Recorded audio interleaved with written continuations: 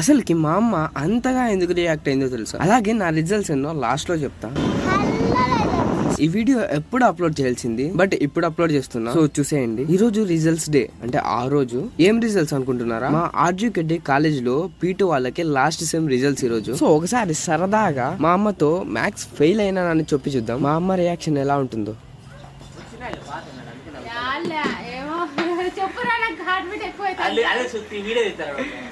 Maths fail.